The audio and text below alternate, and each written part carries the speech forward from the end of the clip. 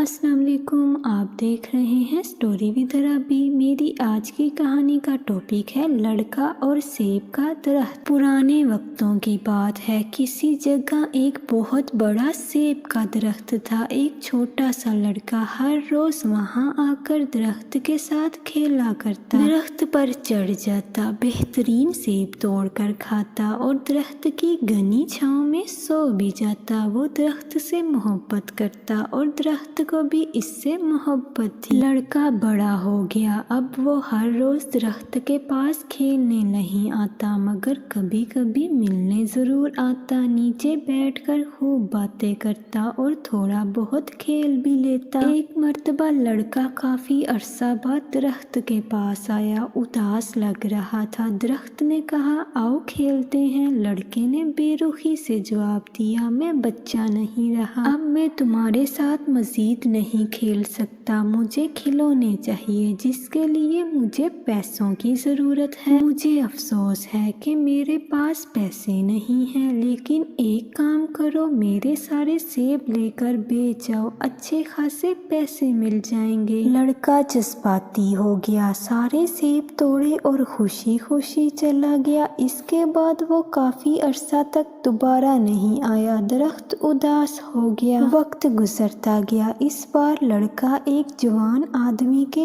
روپ میں لوٹا۔ درخت اسے دیکھ کر خوشی سے جھوم اٹھا، آؤ میرے ساتھ کھیلو۔ درخت بہت خوش تھا، میرے پاس کھیلنے کے لیے وقت نہیں ہے، مجھے اپنے خاندان کے لیے کام کرنا ہے، ان کے لیے گھر بنانا ہے، کیا تم میری مدد کر سکتے ہو؟ میرے پاس گھر تو نہیں ہے، مگر ہاں تم ایسا کرو، میری ساری شاخیں کاٹ لو اور اپنا گھر بنا لو۔ نوجوان نے ساری شاخیں کاٹی اور خوشی خوشی چلا گیا۔ آج درخت بہت خوش تھا کہ اس نے اپنے دوست کی مدد کی تھی، لیکن شاخیں کاٹنے کے بعد طویل عرصہ تک وہ دوبارہ ملنے نہیں آیا۔ درخت ایک مرتبہ پھر اداس ہو گیا۔ گرمیوں کی ایک دوپہر تھی، اچانک وہ لڑکا پھر درخت سے ملنے آیا۔ درخت خوشی سے جھوم اٹھا، اس کا دوست سامنے کھڑا تھا، آؤ میرے ساتھ کھیلو، میں بوڑھا ہو رہا ہوں، ذہنی طور پر تھک گیا ہوں، اب میں سمندری سفر پر جانا چاہتا ہوں، یہ میرے بچپن کا خواب ہے، کیا تم میری کچھ مدد کر سکتے ہو؟ درخت نے خلوص سے کہا، تم میرا تنا استعمال کر لو، اس سے بہت اچھی کشتی بن جائے گی، پھر تم جہاں چاہو چلے جانا۔ اس نے تنا کاٹا اور عرصہ دراز کے لیے لاپتہ ہو گیا۔ برسوں بعد آج وہ درخت سے ملنے آخری بار آیا تھا۔ درخت نے اداسی مگر شفقت سے کہا، مجھے بہت افسوس ہے کہ میں سیبوں سے تمہاری خاطر مدارت نہیں کر سکتا، میرے پاس ایک بھی سیب نہیں ہے۔